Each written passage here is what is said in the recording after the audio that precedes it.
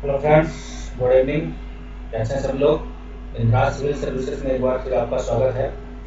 आज हम क्लास 7 की सामाजिक एवं राजनीतिक जीवन भाग 2 पर पहली इकाई और उसके पहले चैप्टर पे हम चर्चा करेंगे। तो इससे पहले हम एक चीज़ कहना चाहेंगे कि हमारा आपको चैनल कैसा लगा। अगर आपको कुछ कमी है तो अपना कमेंट करें, मैं उस चीज़ को सुधार करूँगा। और लाइक और सब्सक्राइब करें। आपका लाइक और सब्सक्राइब ही हमारे चैनल को बढ़ावा दिया जाना है। So please watch and like and subscribe। चलिए स्टार्ट करते हैं आपके लिए एक नया टॉपिक।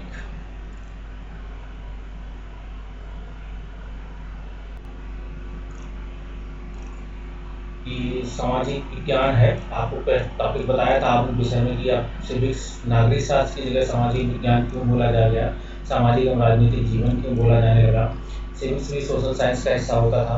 क्लास 7 की पाठ्य पुस्तक है और साइंस भाग 2 है। भाग 1 हम लोग कंप्लीट कर चुके हैं। ये विषय है तो इसकी पहली इकाई है भारतीय लोकतंत्र में समानता। और इस टॉपिक में आप बहुत अच्छे से समझिएगा। पहली बात तो ये है कि स्वतंत्रता, समानता, न्याय, ये आपको सोशल इशूज, सोशल जस्टिस या सीधे समानता से रिलेटेड आपको टॉपिक मिल सकता है यूपीएससी में लिखने को, या इनडायरेक्ट तरीके से लिखने में मिल सकता है। आपको बहुत सारी चीज़ें आपको डायरेक्ट इनडायरेक्ट रूप से मिलेंगी। हो सकता है आपको पीटी में भी कुछ टॉपिक क्वेश्चंस मिलेंगे और बहुत ही अच्छा टॉपिक है। तो इस पर स्टार्ट करते हैं हम लोग। पहले कुछ शब्द संकलन है, उस शब्द संकलन को जान लें। जैसे हम लोग सार्वभौमिक वयस्क मताधिकार क्या है। यह लोकतंत्री समाज का महत्वपूर्ण पहलू है। अगर किसी लोकतंत्र है और वहाँ अगर सार्वभौमिक वयस्क मताधिकार नहीं है तो पहले वहाँ लोकतंत्र नहीं है। अगर सबको मत देने का अधिकार नहीं, फिर वो सार्वभौमिक भी नहीं है। इसका अर्थ यह है कि एक सभी वयस्क जो 18 वर्ष या उससे अधिक आयु के हैं नागरिकों को वोट देने का अधिकार है, चाहे उसकी सामाजिक आर्थिक पृष्ठभूमि कुछ भी हो। पहले पता होगा कि जब हम लोग अंग्रेजों के अधीन जब भारत निवेश था तो सबको वोट देने का अधिकार नहीं था। धीरे धीरे सभी वर्ग को वो मिला।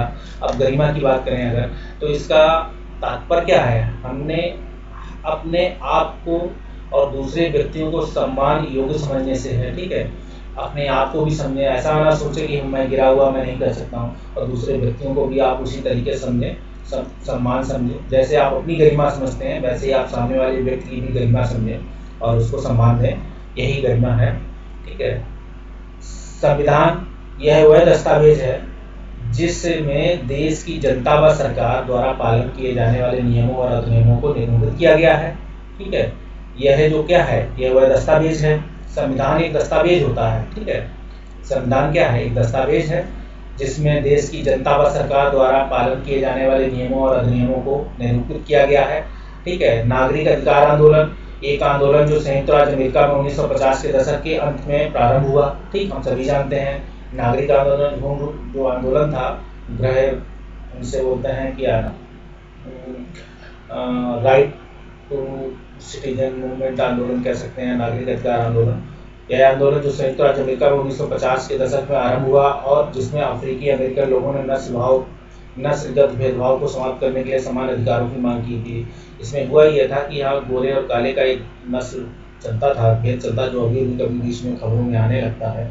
ठीक है, समान अधिकारों की मांग थी क्योंकि पहले लोगों को उस अधिकारों को लेके जो है वो लोग लड़ते रहते थे कि उनको भेदभाव होता था और आज भी होता है। ठीक है, कहीं ना कहीं आज भी ये चीज़ देखने को मिलती है। आप देखेंगे अगर आपको, इसीलिए हमने आपसे कहा ये टॉपिक बहुत इंपॉर्टेंस है क्योंकि समानता से रिलेटेड ये घटनाएं घट रही हैं आज भी। अमेरिका में आपको हाल फिलहाल देखा होगा आपने कि अभी भी कभी कोई एक किसी गोरे व्यक्ति ने किसी काले व्यक्ति को अपनी मानसिक दुर्बलता की भाव से उसको गिरफ्तार या गोली मार दी। ठीक है, ऐसा हुआ, फिर उसको सजा हुई, पुलिस वाला वो अधिकारी था। ऐसे ही और भी घटनाएं घटती हैं। ठीक है, तो इन चीज़ों को देखिएगा। हमने पिछले टॉपिक में आपको अफ्रीका की कहानी सुनाई थी, माया नायडू की। वो भी आपको श्वेत और ब्लैक एंड श्वेत वाले की कहानी थी, काले गोरे की। अब देखिए भारतीय लोकतंत्र की बात शुरुआत होगी यहाँ से। तो समानता है, इकाई 1 है, आप इसको समझें। भारत एक लोकतांत्रिक देश है, हम सभी को पता है। कक्षा 6 की पुस्तक पाठ में हमने लोकतंत्री सरकार के मुख्य तत्वों के बारे में पढ़ा था। हम सभी ने पढ़ा कैसे कैसे लोगों की भागीदारी, ठीक है, संघर्ष का शांतिपूर्ण समाधान, समानता और न्याय। समानता लोकतंत्र की मुख्य विशेषता है। ठीक है, ये समानता है, ये मेन आधार स्तंभ है लोकतंत्र का, पहला स्तंभ मान सकते हैं इसे, ठीक है। और इसकी कार्यप्रणाली के सभी पहलुओं को प्रभावित करती है। इस अध्याय से आप समानता के बारे में और अधिक जानेंगे, और यह क्या है, लोकतंत्र के लिए यह क्यों आवश्यक है, भारत में सबका भारत में सब समान है या नहीं, ठीक है, समानता भारत में है कि नहीं, ये भी जानेंगे। हम कांता की कहानी से चर्चा आरंभ करते हैं।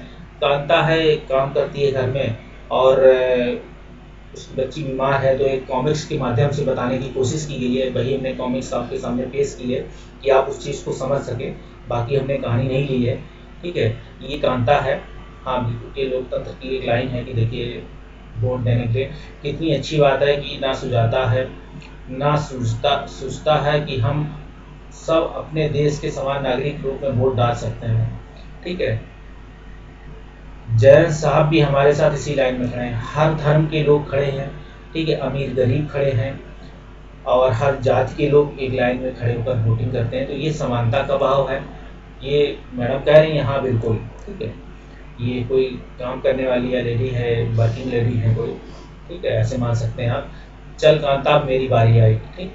ये गई हैं वोटिंग हाउस में, तो वोट देने के बाद फिर ये पहुंची हैं। तो हम, मैं तो उससे वोट दूंगी जिसने हमारे मोहल्ले में पानी की पाइप लगाने का वादा किया था, ठीक है। कोई नेता आया होगा, इन्होंने अपना वादा बोला होगी, हम आपके मोहल्ले में पानी की समस्या होगी, तो उसका कि हम पानी आपकी पूरा करेंगे, तो उनकी वो मुद्दे को देखते हुए ही उन्होंने अपने उस नेता को वोट दिया जिन्होंने ये वादा किया है कि हम आपके मोहल्ले में पाइपलाइन पानी की बिछाएंगे। तो इन्हीं सब मुद्दों को लेकर लोकतंत्र में डिबेट होनी चाहिए। जैसे लेडी कोई भी काम कर रही हो सकता है शिक्षित, हो सकता पढ़ी लिखी हो, ठीक है, समझदार है, लेकिन उसने क्या किया, लोकतंत्र ने डिबेट, सामाजिक समस्याओं से रिलेटेड लोगों ने उस मुद्दे उठाए, बात की नेताओं ने, उसने वो वादा, वो मुद्दा समझा, और उस नेता को वोट दे रही है जिसने कहा कि मैं आपके मोहल्ले में पाइपलाइन लगाऊंगा, ठीक है। अब आगे चल के देखते हैं। ये हैं अब्दुल रहमान कारीगर हैं, शबनम बानो गढ़ानी हैं, ग्रेसी लैंगिंग है, परामर्शदाता हैं, आइजैक लैंगिंग है, सरकारी अधिकारी हैं, रुखसाना मिर्जा है, मीडिया कर्मी हैं, योगराज बेरोजगार हैं, अशोक जैन उद्योगपति हैं। देखिए, सभी लोग एक लाइन में लगे हुए हैं, ठीक, सभी समान हैं। यहाँ ना कोई अमीर ना गरीब, सब धर्म के लोग एक लाइन में लगे हैं, और लोकतंत्र का एक पहला स्तंभ आपने समझा, ठीक। अब देखिए, कुछ देर बाद में आना कांता जी, नमस्ते साहब, ठीक है। मतलब कहने का मतलब ये है कि ये किसी घर में काम करती है, वहाँ जो लेडी बैठी हुई है उसको कह रही कि आप बाद में आना कांता, ठीक। तो लेडी या जो भी जेंट्स बैठे हैं कि इस घर में शायद वर्किंग वूमेन है, शायद होम मेड काम करती हैं, इसको समझा जा सकता है इस तरीके से। गुड़िया बुखार में पड़ी, इसकी बेटी है, उनका नाम गुड़िया है, और वो क्या है, बुखार में पड़ी हुई है, उसे अस्पताल ले जाना है, पर पहले साहब के घर जाके काम करके आऊँ और उनसे कुछ पैसे उधार ले आऊँ, ठीक। वर्किंग है, डेली काम करेगी जैसी ज़रूरत है, अपनी दिनचर्या अपनी मासिक सैलरी पर या मंथली सैलरी पर काम करती होगी। तो उसकी बच्ची है जो बेचारी बीमार है, अपने घर साहब के घर जा रही है, और काम भी करेगी और पैसे भी लेके आएगी, उसे दवाई भी दिलाना आना है बच्ची को। ये घर पर है, ये लोग ये, ठीक है, कुछ अच्छा लगेगा तुझे, मैं जब शाम को लौटूंगी तो अपन अस्पताल चलेंगे, ठीक है। ये मतलब अपन बार है थोड़ा लोकल, तो कहा हम लोग उसे दिलासा दिला रही है उनकी मम्मी कि आप धैर्य बनाए रखो, हम शाम को लौटेंगे, और ये कुछ गर्म कुछ अच्छा लगेगा, ठीक है। पीने को दिया है कुछ चाय कॉफ़ी, और इससे ठीक लगेगा। तो इसकी बात हो रही है। फिर गुड़िया बार बार बीमार नहीं पड़ेगी तो क्या होगा, ठीक है। इस बस्ती में कभी तो आज सफाई नहीं होती है, ठीक। ये बेसिकली मुद्दा लोकतंत्र का है। इसकी कहानी इस बात पे घुसी है कि जो बच्ची बीमार हुई है, जिस मोहल्ले में रह रही है, वहाँ साफ सफाई नहीं है, गंदगी है, पानी की समस्या है, ठीक है। वोट उसे दिया जिसने पानी लाइन पाइपलाइन बिछाने का वादा किया है, आपने पहले ही पढ़ा है। अब हम इसको देख सकते हैं कि कैसे, कि देखिए मोहल्ले में कितनी गंदगी है, ठीक है। बरसात होगी तो पानी भर जाएगा, मच्छर पनपेंगे, बच्चे बीमार होंगे। बरसात में सबसे ज़्यादा बीमारियां होती हैं मच्छरों की वजह से, ठीक है। बरसात खत्म होने के बाद हमारे यहाँ डेंगू चिकनगुनिया जैसी बीमारी फैलती है, ठीक है। तो ये छोटी जो मालिक बस्तियाँ होती हैं या गंदी बस्तियाँ होती हैं, या पानी जहाँ इकट्ठा होता है, वहाँ ये समस्याएँ ज़्यादा विकराल होती हैं। आसपास के लोग इलाके में ये फैल जाता है धीरे धीरे। फिर कानों को अच्छे से साफ करना, ठीक। अब ये कह रही है कि कोनों को अच्छे साफ करना, मतलब कि किसी मालकिन अपने किसी गई है किसी साहब माँ मेड बन के, तो झाड़ू पोछा लगा रही है, तो उनकी जो मैडम है वो कह रही हैं कोनों को अच्छे तरीके से साफ करना। कांता ये ले तेरे पैसे, पर पहले से कम पैसे मांगने की आदत मत बना। समझी, मतलब पैसे भी दे रही हैं ये मैडम और उसको समझा रही, जी मैडम नहीं बनाऊंगी, लेकिन अब मैडम है तो कुछ ना कुछ तो बोलेंगी, तो बोल रही हैं। ठीक है, तो जरा अगर अब उसकी ज़रूरत है बेचारी की तो मांग रही है, तो उसमें भी कुछ ना कुछ बोलना है। तो मैडम कैसे नजर आएंगी कि हम मैडम हैं तुम काम करने वाली हो। बस जरा सी देर और बेटी, ठीक, अपनी बेटी के घर पहुंचती है, बोलते जैन मैडम जैन साहब वोट डालने के लिए लाइन में भले ही खड़े हों, पर अपने बच्चों के इलाज के लिए उन्हें लाइन में नहीं लगना पड़ता है। मतलब समानता का यहाँ भेदभाव हुआ, क्योंकि पैसा है तो वो प्राइवेट हॉस्पिटल चले जाएंगे जहाँ स्वास्थ्य सुविधाएं अच्छी हैं, ठीक, तो वहाँ अपने बच्चे का इलाज करा लेंगे अगर बीमार पड़ेंगे। लेकिन ये वर्किंग लेडी जो घरों में काम करती है, इसका समस्या इसके बाद पैसे नहीं है, जो सरकारी हॉस्पिटल जाएगी, टाइम से खुलते हैं, उनमें लाइन लगानी पड़ती है, पर्चा बनाना पड़ता है, डॉक्टर से नंबर भी लेना पड़ता है। तो ये सारी समस्याएं हैं जहाँ समानता खत्म हो जाती है और भेदभाव शुरू हो जाता है। ठीक, अब या तो ये पैसे उतने खर्च करे तो उसे समान नहीं, तो उसे पैसे के रूप में यहाँ सभी अमीर गरीब हैं, तो ये चीज़ें समस्या रहती हैं। अब मताधिकार की समानता की बात करें, ठीक है, भारत जैसे लोकतंत्री देशों में सब वयस्कों को मत देने का अधिकार है। हम जानते हैं, चाहे वह किसी भी धर्म का हो, शिक्षा का स्तर हो, कुछ भी हो, या जाति कुछ भी हो, गरीब हो या अमीर हो। हम लोग ये चीज़ पहले ही 6 टॉपिक में छठी क्लास की उसमें लोकतंत्र में पढ़ चुके हैं कि कैसे सब लोगों को धीरे धीरे वोट देने का अधिकार मिला। जब लोकतंत्र की शुरुआत हुई विश्व में, तो पहले कुछ शिक्षित और व्यापारी वर्ग को वोट देने का अधिकार हुआ, वही कानून बनाते थे, पूरे देश में फॉलो होता था, बाकी लोग क्या आते थे, उस कानून को फॉलो करने वाले थे, बनाने वाले कुछ लोग थे और फॉलो करने वाले सारे थे। अब धीरे धीरे वोटिंग का स्तर बढ़ा तो सभी लोग उसमें हिस्सा लेने लगे। इससे सार्वभौमिक वयस्क मताधिकार कहा जाता है, हम सभी जानते हैं। यह सभी लोकतंत्र का आवश्यक पहलू है। सार्वभौमिक वयस्क मताधिकार का विचार समानता के विचार पर आधारित है। ठीक है, अपने यहाँ भी सार्वभौमिक जो है वयस्क मताधिकार है, और सार्वभौमिक वयस्क मताधिकार को हमारे यूनियन में भी जो है डिस्क्राइब किया गया है। ठीक है, तो यह सभी लोकतंत्र के लिए लोकतंत्रों का आवश्यक पहलू है, चाहे जैसा भी कोई लोकतंत्र हो। ठीक है, अगर वहाँ सार्वभौमिक वयस्क मताधिकार नहीं है, एक खास उम्र के बाद हर व्यक्ति को, चाहे वो किसी भी धर्म जाति वंश का हो, उसे वोट देने का अधिकार है। हम लोग ये लोग जानते हैं, सार्वभौमिक वयस्क मताधिकार का विचार समानता के विचार पर आधारित है। ठीक है, इसे आप देख सकते हैं। देश का हर वयस्क स्त्री पुरुष, चाहे उसकी आर्थिक स्थिति या जाति कुछ भी हो क्यों ना हो, वोट देने का अधिकार है।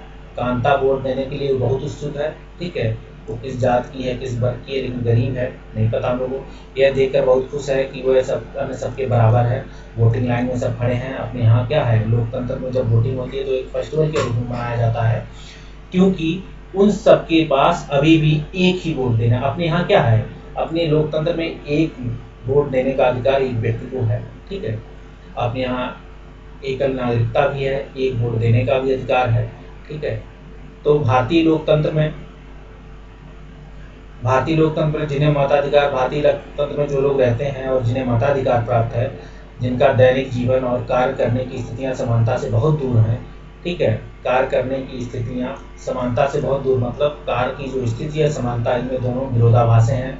हो सकता है कार्य कुछ और का, मतलब गरीबी इतनी है और समानता के रूप में देखा जाए एक अमीर है, तो वो वहाँ समानता कैसे हो सकती है। निर्धन होने के अतिरिक्त भारत में लोगों को अन्य कारणों से भी असमानता का सामना करना पड़ता है। हम जानते हैं कि हम निम्नलिखित 2 कहानियों से पढ़कर समझेंगे कि ये दोनों ही वास्तविक घटनाओं पर आधारित हैं और भारत में होने वाली विभिन्न प्रकार की असमानताओं पर हम प्रकाश डालते भी हैं और चर्चा भी करते हैं। भारत में समानता क्या है, प्रचलित असमानताओं में से एक है जातिगत व्यवस्था। हम सभी जानते हैं कि भारत में जातिगत व्यवस्था पीढ़ियों से चली आ रही है, जिसका आज भी हम लोगों को असर दिखता है, सभी लोग देखते हैं। ठीक है, भारत में आप जाएंगे ग्रामीण समाज में तो इसका असर आपको ज़्यादा दिखेगा। आप शहर में आएंगे तो आपको छिपी हुई जातिगत दिखेगी। ठीक है, यदि आप ग्रामीण भारत में रहते हैं तो जातिगत पहचान का अनुभव शायद बहुत छोटी आयु में ही हो सकता है। आप बहुत छोटे हों तो आपको इससे आपको पहचान कराई जाए कि आप छोटी जात के हैं। यदि आप भारत के शहरी क्षेत्रों में रहते हैं तो आपको इनडायरेक्टली रूप से महसूस कराया जाएगा कि आप मेरी जात के नहीं हैं भाई। तो दलित एक ऐसा शब्द है जो निचली कही जाने वाली जाति के रूप में स्वयं को संबोधित करने के लिए प्रयोग में लाते हैं। ठीक है, ये बेफ जहाँ जहाँ मिले आपको वो के पढ़ा जाए क्योंकि ये फॉन्ट मिस्टेक है। ठीक है, तो स्वयं को संबोधित करने के लिए प्रयोग में लाते हैं। दलित का अर्थ होता है कुचला हुआ, टूटा हुआ। इस शब्द का इस्तेमाल करके दलित यह संकेत करते हैं कि पहले भी उनके साथ बहुत भेदभाव होता था और आज भी हो रहा है। ठीक, दलित आज इसलिए बोले जा रहे हैं कि अभी भी उनके साथ, क्योंकि दलित हैं मतलब उस समाज में पहले से ही उनके साथ भेदभाव हुआ जा रहा है और आज भी हो रहा है। देखिए ये लाइन शायद ही आपको शायद पता होगी कि आज भी हो रहा है। दलित शब्द में ये लाइन छिपी हुई है कि जो उनके साथ पहले भेदभाव होता था वो आज भी हो रहा है। ये दलित शब्द में ही निहित है। ऐसा क्या सही है? बिल्कुल सही बात है। इसी चीज़ों को आपको पकड़ना है एनसीईआरटी की लाइनों से कि क्या शब्द है, मायने हैं। अब ये राधा कृष्ण पेपर बॉक्स में कोई पब्लिकेशन है, ये जूठन है, ये नॉवेल है और ओम प्रकाश वाल्मीकि जी ने लिखा है। ओम प्रकाश वाल्मीकि की किताब जूठन का मुख्य प्रश्न, जिसमें उन्होंने एक दलित बालक के रूप में बड़े होने के अनुभव को प्रस्तुत किया है। ठीक है, ये ओम प्रकाश वाल्मीकि हैं। ये कैसे कैसे बड़े, उन्होंने जो वाल्मीकि समाज में लोगों के साथ कैसे भेदभाव किया गया है समाज में जाति और दलित के रूप में, तो उन्होंने अपने अनुभव व्यक्त किए हैं। ठीक है, मानवीय गरिमा का मूल, जैसे हम लोग समानता में पढ़ते आए कि हमको टीचिंग में हमने पढ़ाया था कि आप जब टीचिंग कर रहे होंगे तो हर धर्म जाति वर्ग के लोगों का ध्यान रखेंगे, किसी की गरिमा को आप ना अपमानित करेंगे। जैसे आप स्वयं गरिमा में जीवन जीते हैं वैसे आप दूसरे को भी गरिमा में जीवन जीने का अधिकार दें, ऐसा आपको संविधान भी कहता है तो और आपकी इथिकल वैल्यूज भी कहती हैं। ठीक है, आपके माता पिता ने अगर सिखाया है। प्रायः कुछ लोगों के साथ असमानता का व्यवहार बस इस कारण होता है कि उनका जन्म किस जाति लिंग धर्म से हुआ है। मतलब ये समझ लीजिए कि आपका आर्टिकल 15 चल रहा है इसमें। ठीक, आप आर्टिकल 15 को पढ़ रहे हैं। आर्टिकल 15 में किसी जाति लिंग धर्म को भेदभाव नहीं होगा, ऐसा हमारा संविधान कहता है। या मध्यम या निर्वर्ग के हैं, इनके साथ आप कोई भेदभाव नहीं करेंगे, ऐसा आर्टिकल 15 आपका कहता है।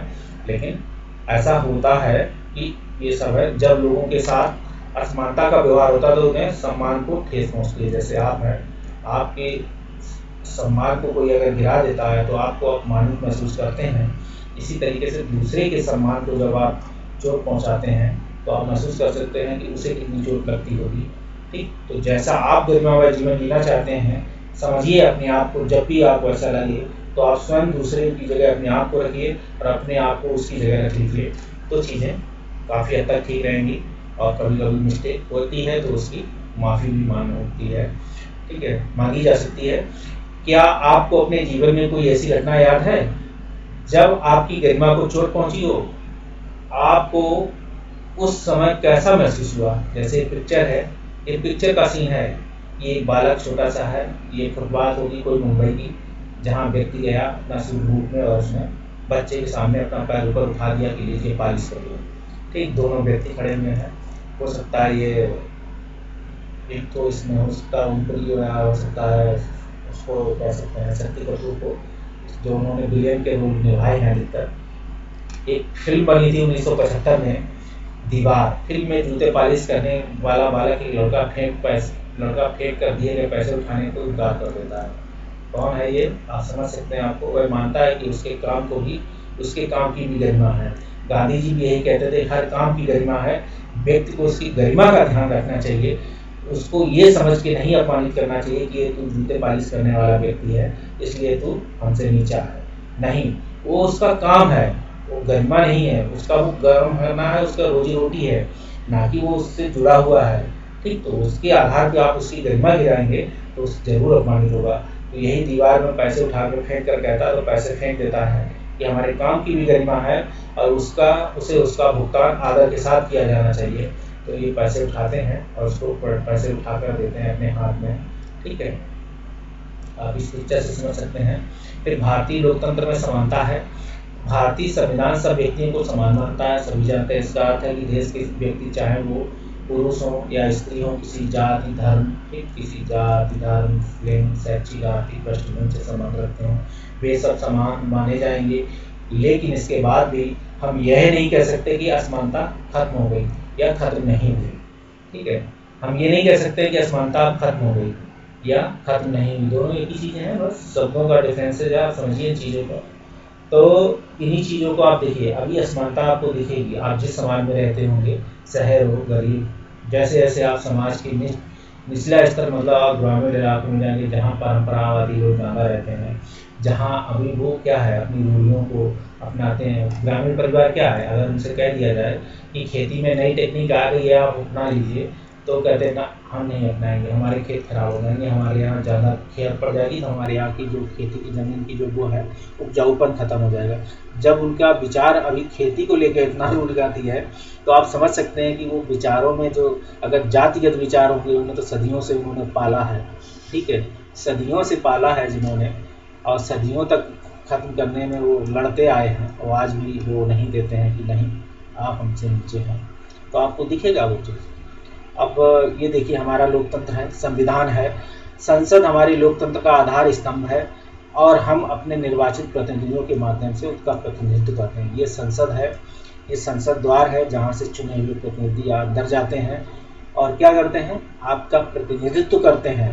अब ये सभी सांसद हैं, ठीक, लोकतंत्र के आधार स्तंभ के रूप में हैं कि वो अपने अपने क्षेत्र का इस संसद भवन में बैठकर आज एक एक जन जन का प्रतिनिधित्व करते हैं। दिन दिन मतलब जन जन का प्रतिदिन प्रतिनिधित्व करते हैं। ऐसे कह सकते हैं कि हमारी लोकसभा या हमारी संसद जो है में जो लोकतंत्र है वो जन जन का प्रतिदिन का प्रतिनिधित्व करने वाली सांसद या संसद है, ऐसा कहेंगे हम लोग।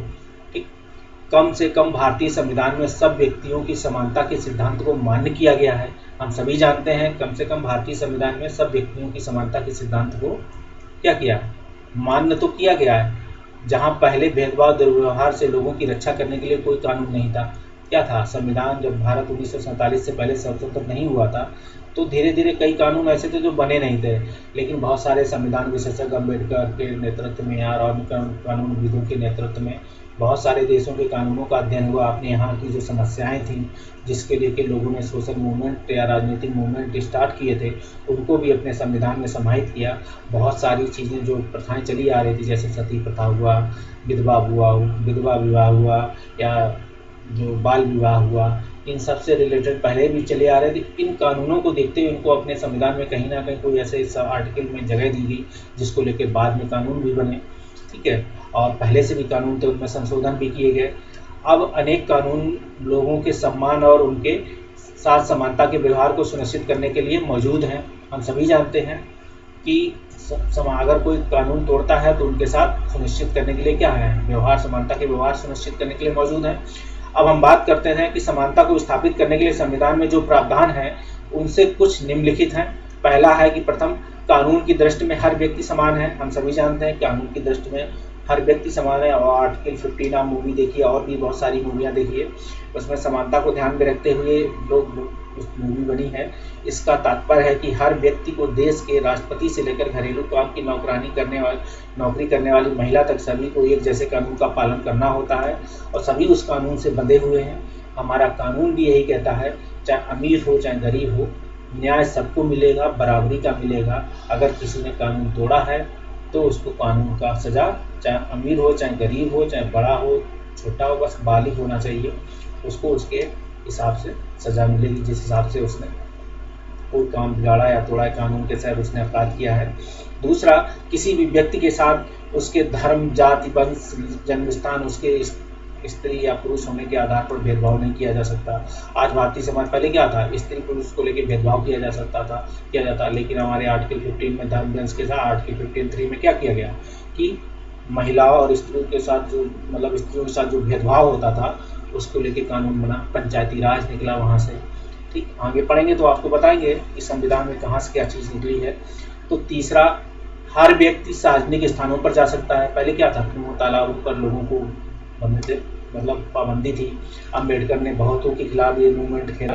ठीक है, बहुत सारे मंदिरों के खिलाफ, बहुत सारे तालाबों वो पानी पीने के लिए या लेने के लिए उन्होंने बहुत सारे धरने प्रदर्शन या आंदोलन मूवमेंट किए। हम सभी जानते हैं इस चीज़ को आया हमारे संविधान के आर्टिकल 14 में जोड़ा गया। तो तीसरा, हर व्यक्ति सार्वजनिक स्थानों पर जा सकता है जिनमें खेल के मैदान, होटल, दुकानें और बाजार आदि सम्मिलित हैं। सब लोग सार्वजनिक कुओं, सड़कों, नहाने और घाटों का उपयोग कर सकते हैं। आप ये मान के लिए कि आप आर्टिकल 15 बात कर रहे हैं, ठीक है, ये पूरा आर्टिकल 15 की कहानियाँ चल रही हैं, आपको हूबहू मिलेगा। बस थोड़ा सा इसमें लैंग्वेज सरल है, वहाँ आपको क्लॉज मिलेंगे, ठीक है। तो ये सब चीज़ों का बेनिफिट है। आर्टिकल 17 आ गया, अस्पृश्यता का उल्लंघन कर दिया गया आर्टिकल 17 के तहत, ये सब जानेंगे। शासन ने संविधान द्वारा मान्य किए गए समानता के अधिकार को दो तरह से लागू किया है, ठीक है। शासन ने संविधान द्वारा मान्य किए गए समानता दो आधारों को दो तरह से क्या किया, मान्य किया। पहला क्या है, पहला है कि कानून के द्वारा, दूसरा है सरकार की योजनाओं व कार्यक्रमों के द्वारा सुविधाहीन समाजों की मदद। ये क्या चल रहा है, ये हमारे कानून के द्वारा, मतलब मौलिक अधिकारों के द्वारा, ठीक है, फंडामेंटल राइट्स हैं जो। दूसरा क्या है, ये DSP हैं, DPSP हैं, ठीक, नीति निर्देशक तत्व, उनके तहत हमारे यहाँ वेलफेयर स्टेट की जो संभावना है वो DPSP में खुले तौर पे दिखती है कि सरकार ये काम करेगी जिससे लोगों को मदद मिलेगी। तो ये क्या है, पहला है कानून के द्वारा, मतलब संविधान में जो लिखित है कानून या मूल अधिकार है उनका हनन नहीं कर सकते, कानून तोड़ोगे सजा होगी। दूसरा, सरकार अपनी योजनाओं के द्वारा कैसे करेगी, जो DPSP में जो सरकार ने लिखी है सब आर्टिकल, उसके तहत नए नए कार्यक्रम चलाएगी, वेलफेयर स्टेट के लिए, लोगों सुविधाहीन लोगों के लिए योजनाएं चलाएगी, मदद करेगी, ठीक है, और समाज में सभी वर्गों को समान स्तर पर लाने के लिए काम करेगी, ठीक है। तो ये सारे काम है। भारत में ऐसे कानून हैं जो व्यक्ति के समान व्यवहार प्राप्त करने के अधिकार की रक्षा करते हैं, ठीक है। भारत में ऐसे अनेक कानून हैं, व्यक्ति के समान व्यवहार, मतलब आप किसी के साथ भेदभाव नहीं करेंगे, उनके अधिकारों की रक्षा करते हैं। कानून के साथ साथ सरकार ने उन समुदायों के साथ जिनके साथ सैकड़ों वर्षों से असमानता का व्यवहार हुआ था, दलित, उनका जीवन सुधारने के लिए अनेक कार्यक्रम योजनाएं DPSP के तहत चालू की। यह योजनाएं यह सुनिश्चित करने के लिए चलाई गई हैं कि जिन लोगों को अतीत में अवसर नहीं मिले उन्हें अब अधिक अवसर प्राप्त हों, ठीक है। इसके तहत कई जगह रिजर्वेशन का कॉन्सेप्ट आया, आज रिजर्वेशन लगभग हर जाति को मिल गया, ठीक। अब रिजर्वेशन का कॉन्सेप्ट के मायने, अब कोई अगर आपसे बोले कि आप रिजर्वेशन की कैटेगरी से हैं तो आप उसको बोलिए आप भी रिजर्वेशन की कैटेगरी से हैं, ठीक है। आप तुरंत जवाब दीजिए उसे, आपके अधिकार हैं या, ठीक। तो पहले भी आपका अधिकार था, क्योंकि पीढ़ियों से आपको अगर किसी ने कोई अधिकार नहीं दिया, आप शोषित हैं। अगर कोई कहे रिजर्वेशन कैटेगरी से हैं, कोई रिजर्वेशन का विरोध करते दिखे तो आप भी रिजर्वेशन की कैटेगरी से हैं, और रिजर्वेशन की कॉन्सेप्ट जैसा नहीं दिखता है। अब रिजर्वेशन जैसा चीज़ नहीं दिखती है, और इसीलिए सरकार ने लगभग अब सभी वर्ग के, सभी जाति के लोगों को दे दिया है, ठीक है। और अच्छा भी है, इसी तरीके से कुछ सुधार होगा। मैं तो कहता हूँ कि धीरे धीरे इसमें और सुधार हो, धीरे धीरे चीज़ों को और निकाला जाए। जो खास वर्ग की कास्ट हैं, कास्ट को लेकर भारत में बहुत सारे जो सामाजिक आर्थिक हैं, जो दलित हैं, इनमें जो लोग को एक बार मिल जाए उनको ना दिया जाए, कुछ ऐसी योजनाएं लाई जाएं, कुछ और भी ऐसी योजनाएं कि जो लोग सशक्त हो चुके हैं उनको अब रिजर्वेशन के दायरे से बाहर कर दिया जाए, जिससे क्या है, रिजर्वेशन का दायरा आगे बढ़ सके, उन लोगों तक पहुँच सके जो अभी पिछड़े अधिक हैं, अभी इनको नहीं मिल पा रहा है, ऐसा माना जाता है। OBC क्या है, भारत में 60% लोग OBC के हैं, 27% उनको रिजर्वेशन है। तो 27% में कुछ जातियों सशक्त हो गई हैं, कुछ कमज़ोर हैं, 60% लोग OBC हैं भारतवर्ष में, ये ध्यान रखिएगा, और 27% हैं। तो ये आप समझ सकते हैं कि OBC के नाम पे देश की सरकारें चलती हैं और OBC के नाम पे राजनीति होती है। तो इस चीज़ को आपको देखनी है, चीज़ें देखना है, और धीरे धीरे हम ये कहना चाह रहे हैं आपको कि जो जातियाँ सशक्त हो चुकी हैं राजनीति रिजर्वेशन में, उनको धीरे धीरे मतलब रिजर्वेशन की कैटेगरी से बाहर कर दिया जाए, वो सामान्य कैटेगरी में चले जाएँ, और वो लोगों को लाभ मिलने लगे जो लोग अभी पीछे रह गए हैं। तो ये अच्छा रहेगा और सभी लोगों के लिए अच्छा रहेगा, ठीक है। सभी लोग सभी लोगों को इसका सम्मान भी करना चाहिए। अब हम करें, इस दिशा में सरकार द्वारा उठाया गया कदम है मध्यम, जो क्या है, मध्याह्न भोजन योजना, ठीक है। आप देखिए इसको, मध्याह्न भोजन योजना क्यों लाई, मिड डे मील कहते हैं। इस कार्यक्रम के तहत सभी सरकारी प्राथमिक स्कूलों के बच्चों को दोपहर का भोजन स्कूल में दिया जाता था। कारण है, ये योजना भारत में सर्वप्रथम तमिलनाडु राज्य में प्रारंभ की गई थी 2001 में, वो तमिलनाडु में प्रारंभ की गई ये आप याद रखिएगा, क्योंकि आपको पूछा जा सकता है कि सबसे पहले योजना किस राज्य में स्टार्ट की गई। ठीक है, सन भी याद होना चाहिए। तो किस राज्य में है, तो तमिलनाडु में 2001 में उच्चतम न्यायालय ने सभी राज्य सरकारों को इसे अपना स्कूलों में 6 माह के अंदर आरंभ करने का निर्देश दिया है। 6 माह के सरकार कई स्कूल इसको राज्य जो है इसे एक्सेप्ट नहीं कर रहे थे।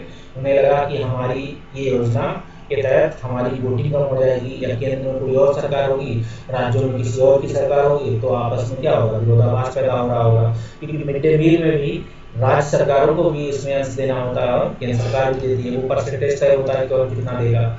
ठीक है, क्योंकि सेंटर जो मान कर देती है उसे केंद्र राज्य को लगभग मान्य होते हैं। कार्यक्रम के काफी सकारात्मक प्रभाव हुए। उदाहरण के लिए देख लीजिए आप, दोपहर का भोजन मिलने के कारण गरीब बच्चों ने अधिकांश संख्या में स्कूल में प्रवेश लेना और नियमित रूप से स्कूल जाना शुरू कर दिया।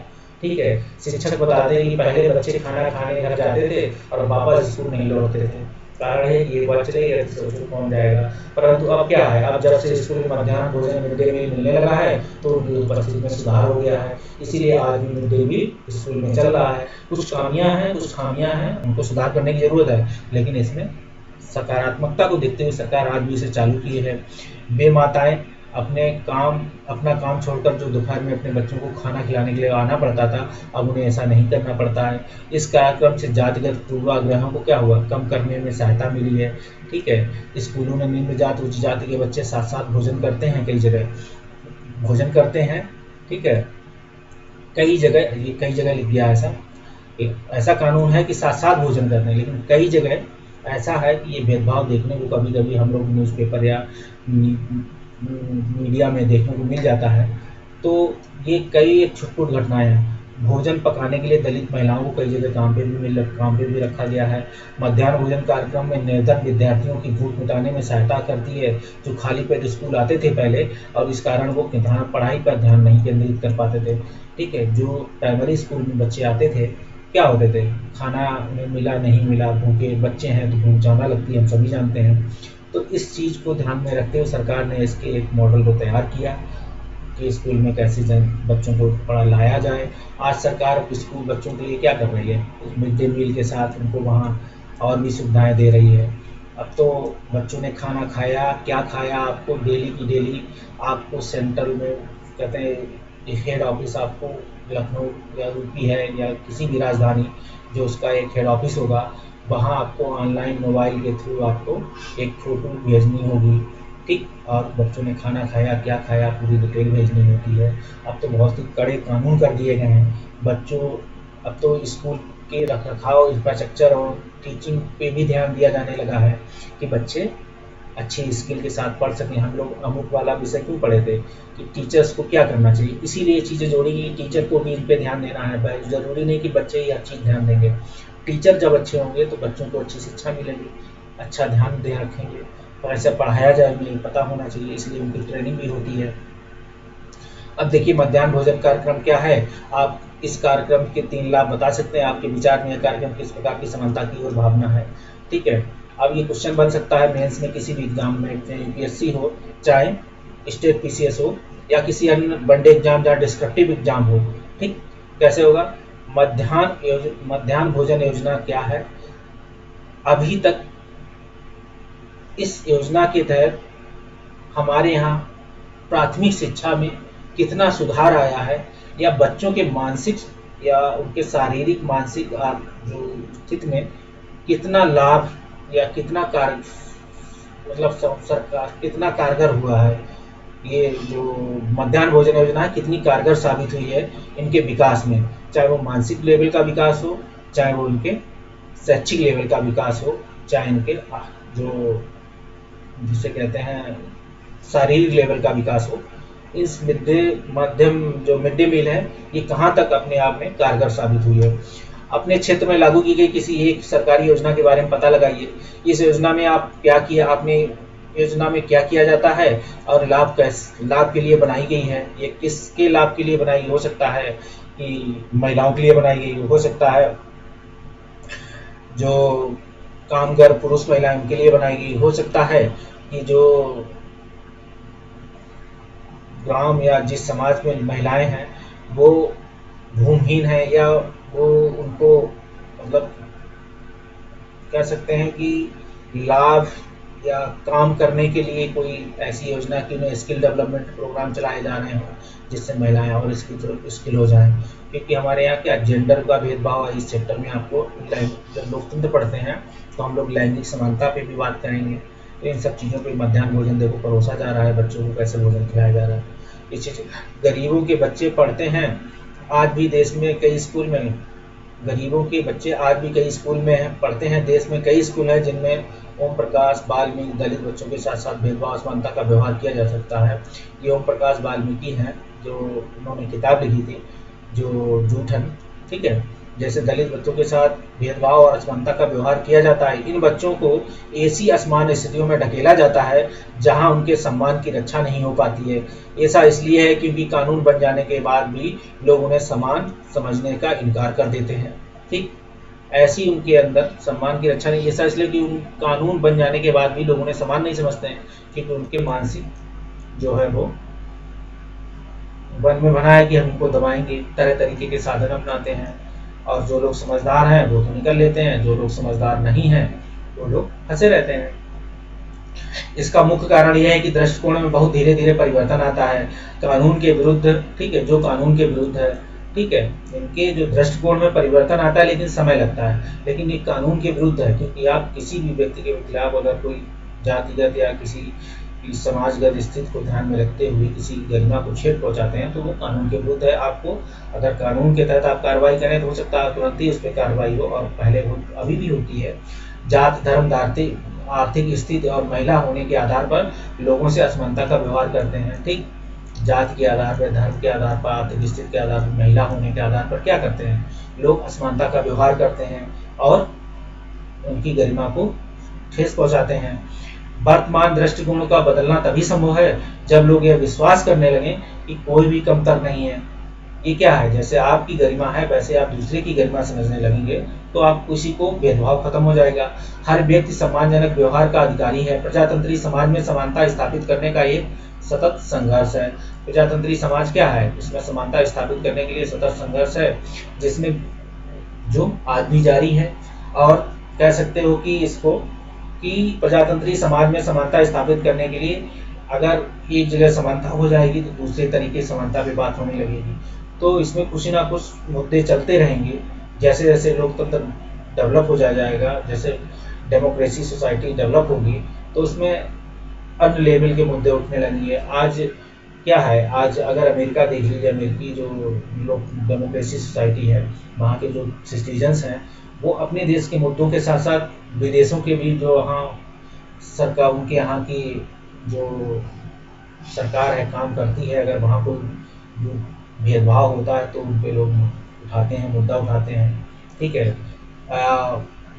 किसी देश में कोई ऐसी जातिगत व्यक्तियों के लिए कोई भेदभाव हो रहा है, वर्ग के लिए भेदभाव हो रहा है, तो विकसित लोकतंत्री समाजों में वहाँ भी उनके लिए विरोध होता है। ठीक, लोग ट्वीट करेंगे, लोग सोशल मीडिया पे लिखेंगे, लोग हो सकता है अमौखिक रूप से पट्टी बांध के, हो सकता है मुख पे पट्टी बांध के विरोध करें। ये सब आपका विरोध करने के तरीके हैं।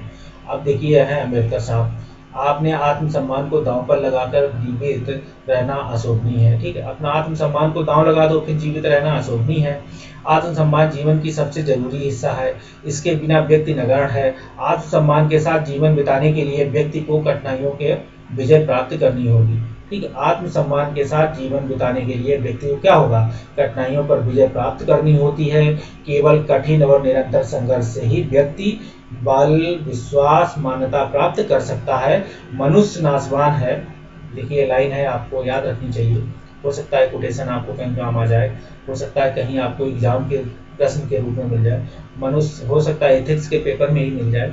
मनुष्य नाशवान है, हर व्यक्ति को किसी न किसी दिन मरना है, परंतु व्यक्ति को यह संकल्प लेना चाहिए कि वह अपने जीवन का बलिदान आत्मसम्मान के उच्च आदर्शों को विकसित करने के लिए करेगा।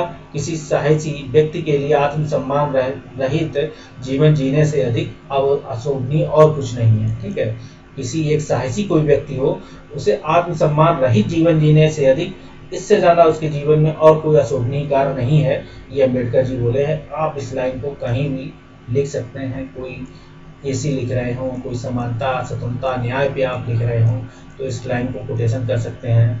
ठीक है, और आपको आत्मसम्मान हमेशा बनाए भी रखना है और दूसरों का भी बनाए रखना है। ठीक, आप इस चीज़ को काम करें और कोई आपके आत्मसम्मान को चोट पहुंचाए तो आप उसका विरोध करें, ठीक, खुल के विरोध करें। फिर हम बात करें अगर कि क्या भारतीय लोकतंत्र ही ऐसा है जहां असमानता का अस्तित्व है, ये आपस में मिसमैच हो गया। अन्य लोकतंत्रों से समानता के मुद्दों की बात है जहां समानता के लिए संघर्ष जारी है। क्या भारतीय लोकतंत्र है ऐसा जहां सिर्फ असमानता का अस्तित्व है? नहीं, हमारे यहाँ असमानता का तो अस्तित्व धीरे धीरे काफ़ी हद तक अब जागरूक हो गए। जब से सोशल मल्टीमीडिया आया है तब से लोगों में समानता को लेके या चीज़ों को लेके काफ़ी जागरूकता पाई है। लोग अपने अधिकारों के लिए जागरूक हो गए हैं। टीवी घर जब से न्यूज़ टीवी की लोग प्रचार हुआ, लोग जानने लगे, ठीक, तो अब लोग अपने अपने अधिकारों के लिए सजग भी हैं, कार्य भी कर रहे हैं। ठीक, तो ऐसा नहीं है कि विश्व के अन्य हिस्सों में, कई विश्वों में तो अभी भी लोकतंत्र का अस्तित्व बहुत कम है, या जैसे कहें लोकतंत्र के अधिकारों के तहत लोकतंत्र के कई ऐसे प्रकार भी हैं जहाँ लोकतंत्र को में एक खास प्रकार की सरकारों का जन्म होता है जहाँ लोगों को कम बोलने का अधिकार उनके कानून में ऐसा शामिल है। ठीक है, सरकार के अधिकांश लोकतंत्र, संसार के अधिकांश लोकतंत्र देशों में समानता के मुद्दों पर विशेष रूप से संघर्ष होते हैं। हम सभी जानते हैं कि इन पे संघर्ष चाहे इंग्लैंड रहा हो चाहे अमेरिका रहा हो, लोकतंत्र समानता के मुद्दे पर हमेशा संघर्ष हुआ। उदाहरण के लिए संयुक्त राज्य अमेरिका में अफ्रीकी अमेरिकन जो लोग हैं उनके पूर्वज गुलाम थे, हम सभी जानते हैं, जो अमेरिका से लाए गए थे, जो आज वहाँ जिसे ओबामा कहते हैं, जैसे गोरे काले के भेद में श्वेत अश्वेत का कॉन्सेप्ट चल रहा है वहाँ भी, तो उसको लेके जो उनके अश्वेत लोग थे वो अमेरिका अफ्रीका से लाए गए थे, जो पूर्वज हो गए, गुलाम हो गए। या और जैसे पहले जो लोग वहाँ के लोग रहे थे वो तो धीरे धीरे लोग, क्योंकि श्वेत लोग पहले तो वहाँ थे कि नहीं थे, क्योंकि वहाँ तो लोग जाके बसे थे, क्योंकि अमेरिका अभी इंग्लैंड का उपनिवेश रहा है एक काल में। वे आज भी अपने जीवन को मुख्य रूप से असमान समझते हैं, जबकि 1950 के अंतिम दशक में अफ्रीकी अमेरिकियों को समान के अधिकार दिलाने के लिए आंदोलन भी हुआ है। ठीक है, एक गृह युद्ध हुआ था। इससे पहले अफ्रीकी अमेरिकनों के साथ संयुक्त राज्य अमेरिका में बहुत असमानता का व्यवहार होता था। लोग क्या अश्वेत लोगों के घरों में काम करते थे, उनके सामने बात नहीं कर सकते थे, उन्हें समान नहीं माना जाता था, ऐसा था। ठीक, ये देखिए आपको रोजा रोजा पार्कर एक अफ्रीकी अमेरिकन औरत हैं। ठीक है, ये मैंने इसलिए डाले कि इसी पिक्चर से अमेरिका में समझ अब जो आंदोलन शुरू हुआ था, यही एक रीजन था कि इस आंदोलन ने इतनी तेज प्रक्रिया पकड़ी कि अमेरिका को अपने कानूनों में बदलाव लाना पड़ा। ठीक, उदाहरण के लिए बस में यात्रा करते समय बस में उनके पीछे पर बैठना पड़ता था। ठीक, पहले क्या होता था, अफ्रीकी अमेरिकन जो लोग थे उनके पीछे बैठ सकते थे, आगे नहीं बैठ सकते थे। एक विद्रोही ने अमेरिकी इतिहास की दिशा बदल दी। ठीक, लेकिन एक कोई विद्रोही रहा होगा जिसने विरोध कर दिया होगा और उसको हो सकता है कुछ जान माल की क्षति हुई हो, लेकिन इसके बाद वहाँ के इतिहास में बदल गया। लोग इसके लिए लड़ाई कर बैठे, लड़ाई मतलब आंदोलन शुरू कर दिया, हिंसक भी आंदोलन रहा होगा और हुआ भी, और पूरे मतलब अमेरिका में ये आंदोलन शुरू हो गया तो अमेरिका को पुलिस को काम करना पड़ा और कानून बनाने पड़े। रोजा पार्कर एक अफ्रीकी अमेरिकन महिला थी। 1 दिसंबर 1955 को दिन भर काम करके थक जाने के बाद बस में उन्होंने अपनी सीट पर एक गोरे व्यक्ति को देने से मना कर दिया था। ठीक, उस दिन उनके इनकार से अफ्रीकी अमेरिकनों को असमानता को लेकर एक विशाल आंदोलन प्रारंभ हो गया। ठीक है, उनके इनकार से करने से जो है अफ्रीकी अमेरिकनों को साथ असमानता को लेकर एक विशाल आंदोलन प्रारंभ हुआ, जो नागरिक अधिकार आंदोलन, सिविल राइट मूवमेंट कहते हैं जिसे, कहलाया। 1964 में नागरिक अधिकार अधिनियम ने नस्ल, धर्म, राष्ट्रीय मूल के आधार पर भेदभाव को निषेध कर दिया। ठीक है, फिर 1964 में एक अधिकार आया, आंदोलन आया, नागरिक अधिकार अधिनियम बना, जिसे धर्म, नस्ल, धर्म, राष्ट्रीय मूल के आधार पर भेदभाव को निषेध किया गया। इसने यह भी कहा कि अफ्रीकी अमेरिकन बच्चों के लिए सब स्कूलों के दरवाजे खोले जाएंगे अब। ठीक है, पहले सब स्कूलों के दरवाजे भी नहीं खुले थे, उन्हें अलग स्कूल नहीं जाना पड़ेगा, जो विशेष रूप से केवल उन्हीं के लिए खोले गए थे। तो इस आंदोलन से, इस कहानी से पूरे अमेरिका की कहानी बदल गई। तो ऐसे ही कभी कभी अपने यहाँ भी ऐसी कई घटनाएं हुई। ठीक है, अब जैसे उपनिवेश काल में अम्बेडकर ने क्या हुआ, जैसे कई तालाबों में पानी भरने की आज़ादी नहीं थी, गाँव के अंदर नहीं आने की आज़ादी थी, मंदिरों में जाने की आज़ादी नहीं थी, तो उनका अम्बेडकर ने क्या हुआ, ये उनकी आत्मसम्मान और के खिलाफ था, गरिमा के खिलाफ था, इन्होंने इसके खिलाफ आंदोलन किया और अपने लोगों को जागरूक किया। लोग खड़े हुए और गंदे तालाबों में प्रवेश किया। ठीक, आज इस चीज़ को लेके लगभग ना के बराबर विरोध कोई नहीं करता है। ठीक, तो यही है। इतना होने के बावजूद भी अधिकांश अफ्रीकी अमेरिकन जो हैं गरीब हैं। अधिकतर अफ्रीकी अमेरिकन बच्चे केवल ऐसे सरकारी स्कूलों में प्रवेश लेने की सामर्थ्य रखते हैं जहां कम सुविधाएं हैं। जैसे अपने यहाँ गरीब बच्चे हैं, वैसी की बात हो रही, और कम योग्यता वाले शिक्षक भी होते हैं। जैसे गोरे विद्यार्थी निजी स्कूलों में जाते हैं, उन क्षेत्रों में रहते हैं जहाँ सरकारी स्कूलों का स्तर निजी स्कूलों जैसा ही होता है। ठीक है, अगर ऐसा भी है कि जहाँ सरकारी स्कूल भी है तो उसका स्तर जो होगा निजी स्कूल जैसा होगा। वैसे अगर ये लाइन देखी जाए तो यहाँ स्कूलों के प्रति सरकार की भेदभाव की नीति है। ठीक है, क्योंकि सरकारों स्कूल के लिए तो एक समान इंफ्रास्ट्रक्चर की नीति होनी चाहिए, चाहे वो इस एरिया का हो। तो इसमें देखने की चीज़ है। अब भारत के अनुच्छेद 15 के अंश देखिए, जो हम लोग अभी आर्टिकल 15 की बात कर रहे थे, वो देखो यहाँ डाले, धर्म, मूल वंश, जाति, लिंग या जन्म स्थान के आधार पर भेदभाव का प्रतिषेध। ये आर्टिकल 15 की लाइन है। पहला आर्टिकल कहता है, क्लास 1 कहता है कि राज्य किसी नागरिक के विरुद्ध धर्म, मूल वंश, ये सब वर्ड याद रखना है आपको। धर्म, मूल वंश, जाति, लिंग, जन्म स्थान या इनमें से किसी के आधार पर कोई भेदभाव नहीं करेगा। हो सकता है ये स्टेटमेंट दे दे, हो सकता है आपको ये शब्द दे दे। इसमें आर्टिकल 15 में कौन कौन से शब्द शामिल हैं वो आपको शब्द याद रखने हैं सारे। फिर कोई नागरिक केवल धर्म, मूल वंश, जाति, लिंग, जन्म स्थान या इनमें से किसी के आधार पर, ठीक है, यहाँ भी देखो धर्म है, मूल वंश है, जाति है, लिंग, जन्म स्थान के आधार पर, इनमें किसी भी आधार पर भेदभाव नहीं करेगा। दुकानों, सार्वजनिक भोजनालयों, होटलों और सार्वजनिक मनोरंजन के स्थानों पर प्रवेश, ठीक है, इनमें भेदभाव नहीं करेगा। ये लाइनें पूछी जा चुकी हैं। पूर्णता या भागता पोषित, कहाँ राजनीति से पोषित या राज्य से जो सहायता प्राप्त करे, या साधारण जनता के प्रयोग के लिए समर्पित कुएं, तालाब, स्नान घाटों और सड़कों और सार्वजनिक समागम के स्थानों पर उपयोग, इसके लिए कोई भेदभाव नहीं होगा। के संबंध में भी नियोक्ता दायित्व, निर्बंधन या शर्तों के अधीन नहीं होगा। मतलब यहाँ कोई नियोक्ता दायित्व, निर्बंधन, शर्त कोई अधीन नहीं है इसके। ठीक है, कोई योग्यता, निर्योग्यता कहिए, निर्योग्य नहीं है मतलब योग्य नहीं है, तुम्हारा दायित्व नहीं है, निर्बंधन लगा दे कि तुम नहीं आ सकते हो। ठीक है, तो ये सब अधीन नहीं करें। यहाँ सारे क्या है, यहाँ फाउंडेशन है। आप रोक लगी है कानून आर्टिकल 15 के तहत, तो आप ऐसा करते हैं तो आप किसी के मूल अधिकारों का हनन करते हैं, और वो मूल अधिकारों के तहत सीधे सुप्रीम कोर्ट या उच्च न्यायालय जा सकता है आर्टिकल 32 और आर्टिकल 226 के तहत, और आपको कानूनी कार्रवाई हो सकती है। अब लोकतंत्र की चुनौती की बात करें, किसी भी देश को पूरी तरीके से लोकतंत्र नहीं कहा जा सकता, हम सभी जानते हैं। हमेशा से ये समुदाय और व्यक्ति हों, हमेशा से ही ऐसे समुदाय और व्यक्ति होते हैं जो लोकतंत्र को नए अर्थ देते हैं। ठीक है, और अधिक से अधिक समानता लाने के लिए नए नए सवाल उठाते हैं। इसके केंद्र में वह संघर्ष है जो सब व्यक्तियों को समानता और सम्मान दिलाने का पक्षधर है। इस पुस्तक में आप पढ़ेंगे कि किस तरह समानता का प्रश्न भारतीय लोकतंत्र में हमारे दैनिक जीवन के विभिन्न पहलुओं को प्रभावित करता है। इस पाठों को पढ़ते हुए विचार कीजिए कि सब व्यक्तियों की समानता और असमानता को ऊंचा रखने के लिए समानता और उसके आत्मसम्मान को ऊंचा रखने की भावना को लोग स्वीकार कर रहे हैं या नहीं कर रहे हैं। आप ध्यान दीजिए, क्योंकि आप समानता का टॉपिक पढ़ रहे हैं और समानता लोकतंत्र का आधार स्तंभ है। ठीक है, आप इसको आप ध्यान रखिए। ये देखिए इंडिया सी क्या देख रहा है, एबिलिटी इन यू। ठीक, आपके पास इंडिया सी देखता है, ये कोई सौम्य भारत अभियान है। ठीक है, ये है सुगम्य भारत अभियान, ये समानता को स्थापित करता है। आपसे पूछा जा सकता है कि आपकी एबिलिटी को देखते हुए सुगम्य भारत अभियान चलाया गया।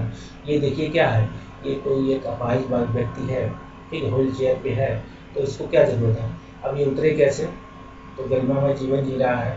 ठीक, तो लोग इसको उठा रहे हैं, तो इसका मतलब ये नहीं कि इन लोगों की गरिमा गिर जा रही, नहीं, इसको ज़रूरत है, इसकी सहायता करनी है, इसलिए लोगों ने इन्हें उठा के अभी नीचे उतारेंगे।